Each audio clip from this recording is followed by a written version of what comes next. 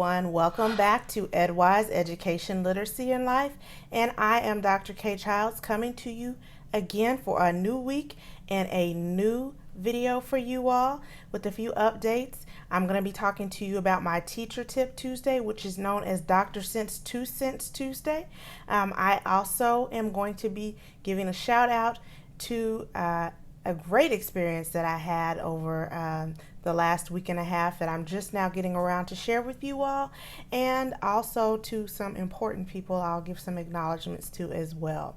So with that said, many of you got the good news last week that I shared with you. I will be presenting 2 workshops at the Hawaii International Conference on Education.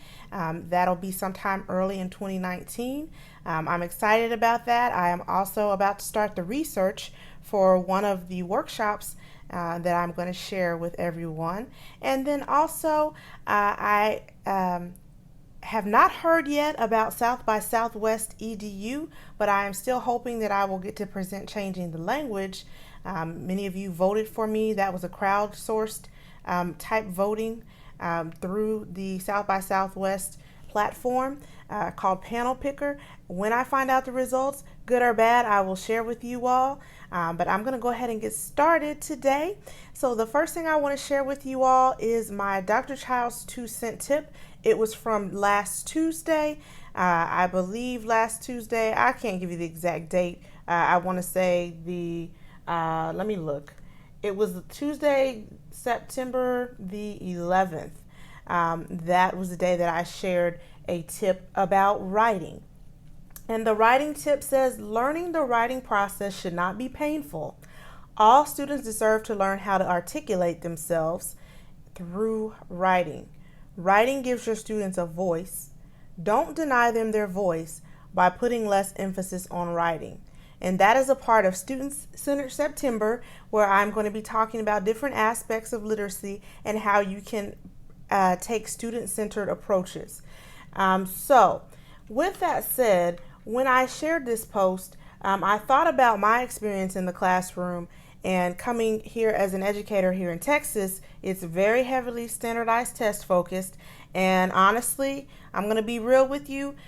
The students don't get a lot of writing instruction. 1, not handwriting instruction hardly at all, but 2, writing instruction unless the students are being tested at a certain grade level. And so that has got to stop, because we are having students.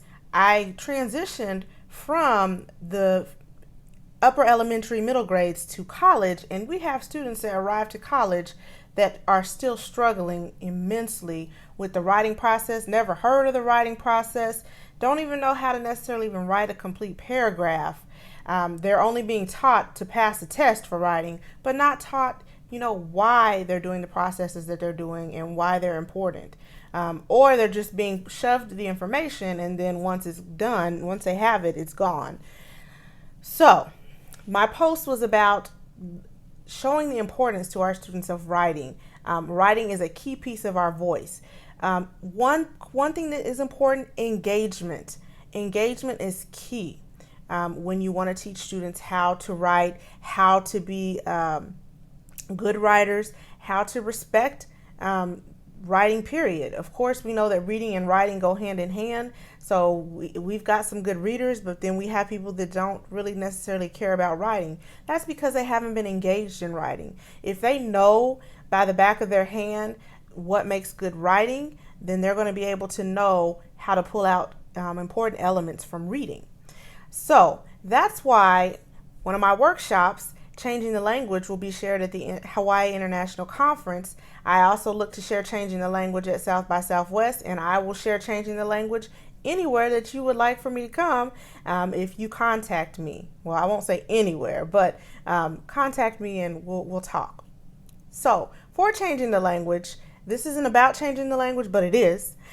For Changing the Language, I talk about engaging students. I talk about speaking their language. Many times we try to shove academic language down their throats, and we make no connection to engage them as to how our academic language, the things that we are teaching them, connects with their everyday life. So engage them, learn to change the language, use terms that they use technology that they use to get them interested in the language and the academic pieces that we're trying to teach them. So, one, you're going to engage. Two, how you're going to engage them is help them find things that matter to them.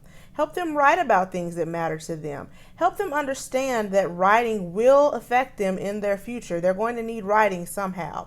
For example, with my college students, these are freshman students, very first time in college, I would do an exercise where I would talk to them about their future careers. And then they would have to write down how they're going to use writing in their everyday lives or in their careers. Just write me a list of when they will use writing in their jobs or their careers. And there was not one career that we could not find that didn't have some type of writing involved. Now, it's not necessarily essays, but some element of writing is involved in just about any job that you have. And so we would talk about that. So career-wise. Also, communication-wise, talk to students about writing as a form of communication, whether it be communication with their employers, whether it be communication with later on if they have children, whether it be communication, just casual communication, texting. I know texting, we're awful with grammar, but there's a way that you can make a connection with students in talking about how grammar in your text is not going to be the same as grammar in a letter or in an email to an important figure in your life, whether it be a boss or a colleague or a partner that you have. So that is something that you can do to make a connection.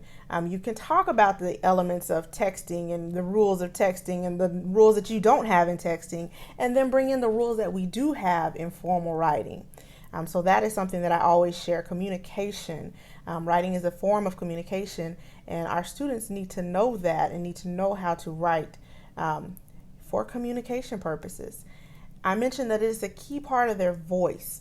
If our students don't know how to write, they may be missing out on opportunities to use their voice, whether it be to file a complaint, whether it be to ask for something. So it's very, very important. They just need that connection. And the last thing, when I say voice, also expression. In a way that you can share that writing is an expression, use poetry, which I love, use music, which I love, and I love to sing, I love to bring in songs, I love to bring in lyrics.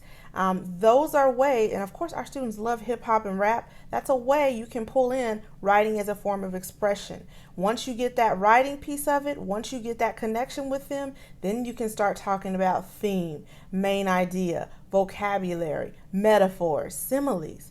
So writing is a very, very important. It's important part for our students' voice, and it's an important form of expression that they're missing out on, unfortunately, in a lot of places due to standardized testing. So that is something that I wanted to share. If you have any ideas or something fun that you've done to teach the writing process, drop your ideas in the comment box below.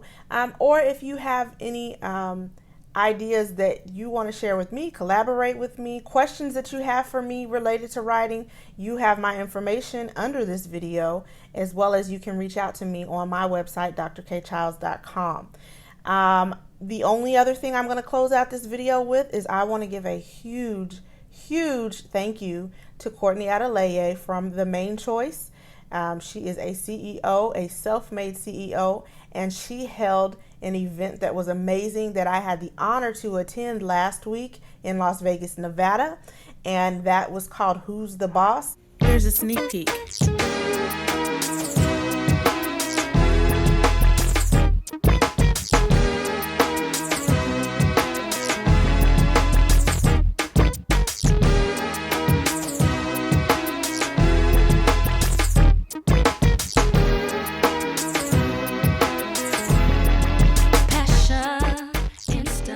Yes, I am a boss in the making, and it is an education boss because education is my business and education is my passion. My mission is to teach, to lead, and to serve. And Mrs. Adeleye, you did an amazing job of putting an event together to uplift women and to also motivate us to go out and pursue our dreams, as well as to help and serve others. So I thank you for that. I am also grateful for the wonderful and beautiful ladies that I met. There was no drama, and everyone was very, very supportive and just networked like crazy. So it was a wonderful time. So thank you for that, Courtney Adeleye and the Main Choice, who's the boss. I look forward to hopefully attending next year as well, 2019. Also, before I let you all go, I want to also give a shout out to, there are several professors. I always mention how I don't have a lot of support as I am new to academia as far as higher ed, and I am a first generation college student, so sometimes I do still feel lost. But there has been so many people, well, not so many, but a few people that just send me information, send me words of encouragement. I want to focus on three. One is a well-known author. I'm not going to share her name right now, but she creates books related to reading and writing strategies, and she has done an excellent job of sharing a resource for teachers that you can actually use in your class, a book that won't sit on the shelf. I really appreciate her reaching out to me.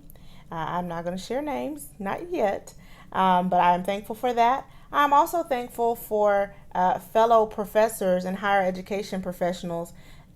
This morning, I got the email about the same job from two different people within an hour.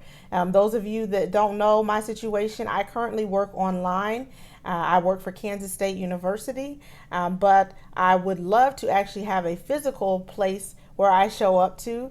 And many professors, several of the professors that I know, I don't know a lot, but the ones that I do know have really come through in sending me positions that I should apply for and just encouraging me. And that means a lot to me, that they are thinking of me and willing to help me out. So that is a little bit my motto on this is education, literacy, and life.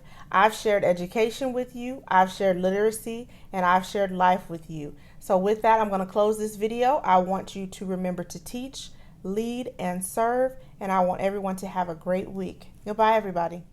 Thank you for watching EdWise, Education, Literacy, and Life. If you aren't a subscriber to this channel, please be sure to subscribe. If you haven't liked this video, make sure you like and thumbs up this video. Also, if you would like for Dr. K. Childs to come and speak in your educational setting, make sure you contact her at drkchilds.com, as well as you can find her on all social media platforms. Information in the comments below. Thank you for watching.